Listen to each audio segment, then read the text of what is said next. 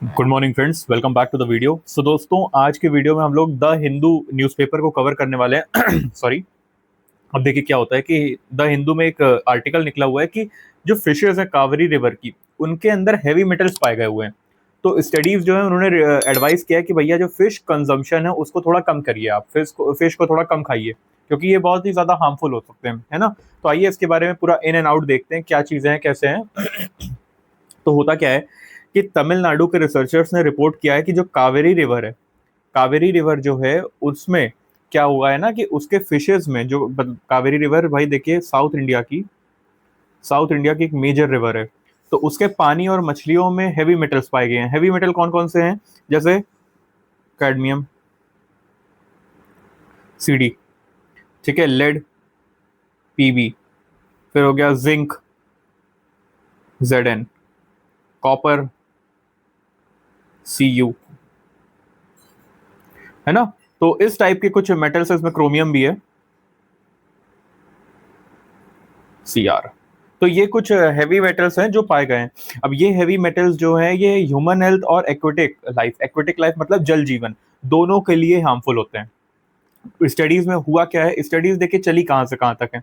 2023 में अगस्त अगस्त 2023 से लेके फरवरी 2024 तक ये स्टडीज चलाई गई।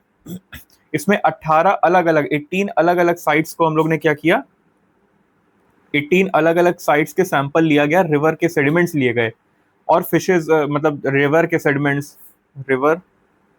सेडिमेंट्स प्लस फिशेस के सैंपल ये हम लोग ने लिए 18 अलग अलग साइट से। और उसमें फोकस ये था कि जो chromium, cadmium, copper, lead, zinc पर, इन सब हैवी मेटल्स पे फोकस था। लेकिन हमें देखने के लिए मिला, अब मेन फाइंडिंग जो है वो क्या है।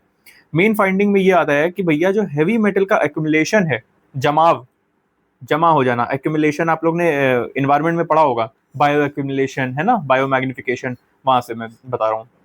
तो जो इसका एक्यूमुलेशन है फिश के टिश्यूज में मिला है, मतलब फिश के अंदर ये मेटल्स जम रहे हैं, खासकर लिवर और गिल्स में, लिवर और गिल्स में।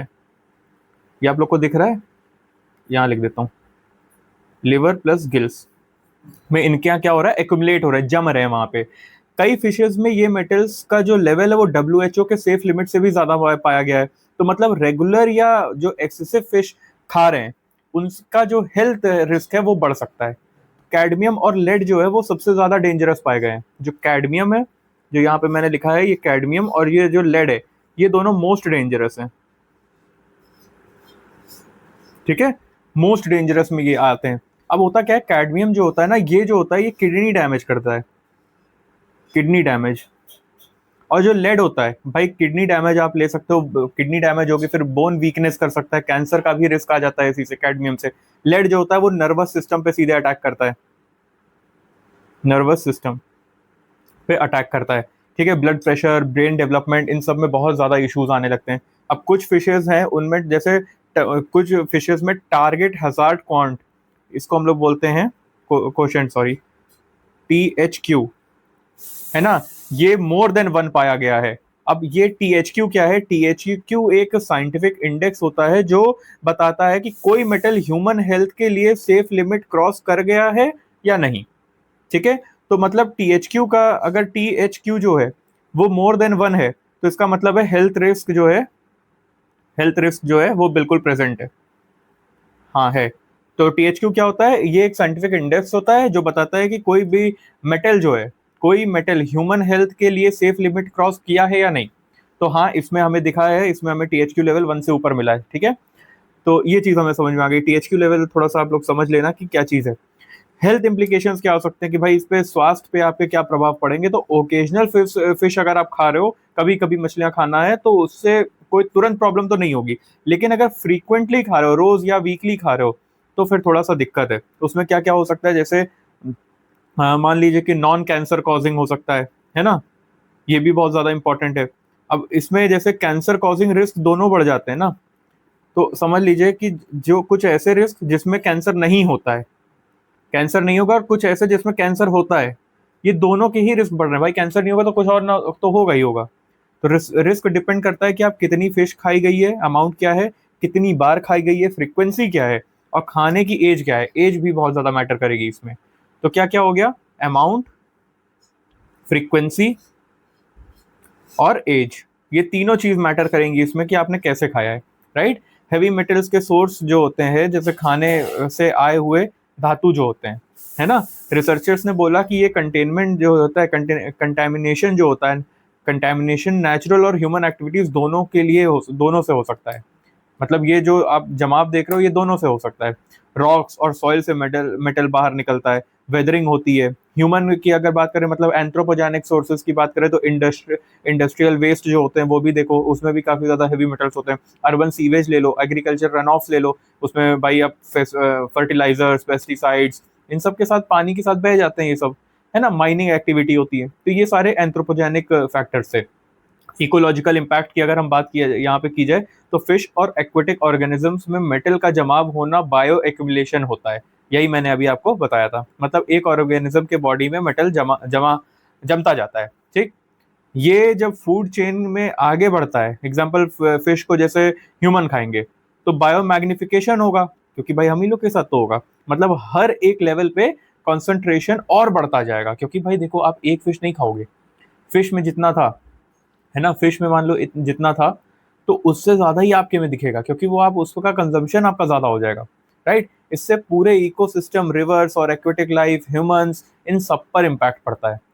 रिसर्चर्स ने जो भी भाई इन्होंने रिसर्चर्स की है, जो भी साइंटिस्ट वगैरह हैं, उन्होंने भाई ये वार्निंग भी दी है कि कावेरी बेसिन में एक मल्टी ऑर्गन और multi metal health risk assessment होना चाहिए, ताकि अथॉरिटीज को क्लियर डेटा मिल सके कि भैया क्या चीज़ है, कौन सी पॉलिसी हमको बनानी है। सिस्टमेटिक लॉन्ग टर्म मॉनिटरिंग बहुत ज़्यादा ज़रूरी है ना। अब जैसे क्या होता था कि इंडस्ट्रियल डिस्चार्ज है ना, उसके बाद आपका रिवराइन कंटेमिनेशन है, उनको रोकना चाहिए। फिर और लोगों को अवेयरनेस भी बढ़वानी चाहिए, तो ये सारी चीज़ें, अवेयरनेस बढ़ाइए और रिवर की जो कंटेमिनेशन है उसको क्या करिए, रोकिए, ठीक है। तो ये चीज हम लोग ने समझ ली इसमें। अब कुछ पॉलिसीज, अगर मान लो आप सिविल सर्वेंट होते यहाँ के, तो क्या करते। सबसे पहले तो स्ट्रिक्टर पॉल्यूशन कंट्रोल है, स्ट्रिक्ट, जितना स्ट्रिक्ट हो सकता है उतना करोगे। इंडस्ट्रियल जो वेस्ट आते हैं, नदियों से निकलने वाला जो पानी, वो डायरेक्टली रिवर में मतलब नहीं जाना चाहिए, नालियों से, सॉरी, निकलने वाला पानी, नालियों से निकलने वाला पानी डायरेक्टली रिवर में नहीं जाने से रोकना चाहिए, मतलब नहीं जाना चाहिए। फिर मॉनिटरिंग सिस्टम की हर साल सेडिमेंट्स और फिश के सैंपल्स लिए जाएं, ठीक है, मॉनिटरिंग सिस्टम। फिर public health advisory,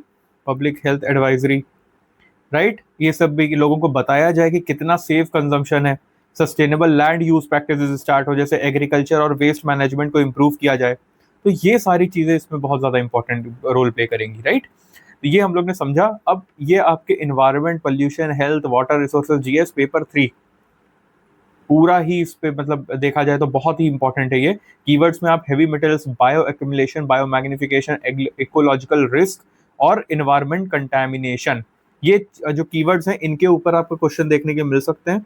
possible question ये हो सकता है कि व्हाट आर, देखो मैं यहाँ लिखता हूँ कुछ बना के, इसमें हो सकता है व्हाट आर हेवी मेटल्स, मैं हिंदी में लिख रहा हूँ, HM, and how do they effect aquatic life, ये मैं शॉर्ट फॉर्म में लिख रहा हूँ, एंड ह्यूमन हेल्थ है ये, भाई तुम लोग जो लोग इसको पढ़ रहे हो वही चीज समझ पाओगे। ये हो सकता है। फिर इसमें आ सकता है दूसरा क्वेश्चन, ये आ सकता है कि discuss the impact of industrial pollution on Indian reverse, क्योंकि अभी देखो कितना ज्यादा इंपॉर्टेंट है। Discuss the impact of industrial pollution on Indian reverse, ठीक है, विद रेफरेंस टू कावेरी लिख लो यहाँ पे आगे, अगर मतलब बहुत ज्यादा एकदम बारीकी से करना है, रेफरेंस टू कावेरी, ठीक है, ये हो सकता है। उसके बाद एक और क्वेश्चन अगर मैं बताऊं, तो explain the concept of bio accumulation and bio magnification in context of heavy metals contamination, ये 3 क्वेश्चंस देखो मैंने तुम्हें दिए हैं, चाहो तो आप इसको लिख सकते हो, इसको आप प्रैक्टिस भी कर सकते हो, है ना। बहुत मतलब अच्छे क्वेश्चंस हैं। समरी की बात करूं तो भाई देखिए, एक समरी दे रहा हूँ, ट्राई करिएगा कि ये तीनों क्वेश्चंस को आप आंसर कर पाएं इसी समरी के थ्रू। देखिए क्या हुआ है कि रिवर, जो कावेरी रिवर है, उसमें फिश और सेडिमेंट्स में कुछ टॉक्सिक हैवी मेटल्स मिल रहे हैं। ये मेटल्स फूड चेन में एंटर कर रहे हैं, हेल्थ रिस्क सीधे सीधे बढ़ रहा है ना। कैडमियम और लेड जो है वो सबसे ज्यादा खतरनाक है इन जितने भी मैंने आपको हैवी मेटल्स बताए थे उसमें। Over the time regular fish consumption जो है उससे कैंसर और ऑर्गन डैमेज के रिस्क जो है वो धीरे धीरे बढ़ रहे हैं। रिसर्चर्स ने पॉलिसी चेंज करने के लिए बोला है, पॉल्यूशन कंट्रोल करने के लिए बोला है, अवेयरनेस पे जोर देने के लिए भी बिल्कुल बोला गया है। तो ये जो टॉपिक है ये हम लोग ने इसको अच्छी तरीके से पढ़ लिया। ऐसे जो टॉपिक्स हैं यूपीएससी के इन्वायरमेंट हेल्थ पॉलिसी इंटरलिंकेजेस के अंडर पूछे जाते हैं। तो भाई याद रखिएगा ये सब कि हैवी मेटल्स कंटेमिनेशन एक साइलेंट इन्वायरमेंट थ्रेट है जो फूड चेन के थ्रू ह्यूमन हेल्थ को डायरेक्ट अफेक्ट करेगा। ठीक है। तो this was all about this particular article. आप लोग को अच्छे से समझ में आ गया होगा कि मैंने क्या आपको एक्सप्लेन किया है। हर एक चीज इसमें अच्छे से एक्सप्लेन की गई है with 3 questions given to you. इसको आंसर करिएगा, और जितना एक्सप्लेन किया है उसमें ये बहुत अच्छी तरीके से आंसर किया जा सकता है। राइट। जितनी इन्फॉर्मेशन है उसमें आप देखो, आप ना पहले मेन बॉडी पे काम करो। इंट्रोडक्शन और आपका जो कंक्लूजन है उसको छोड़ दो, मेन बॉडी आप पहले लिखिए, उसके बाद बाकी चीजों पर ध्यान देंगे। ठीक है। With this, I'll be ending this video. We'll be meeting in next video. तब तक के लिए stay healthy. जय हिंद।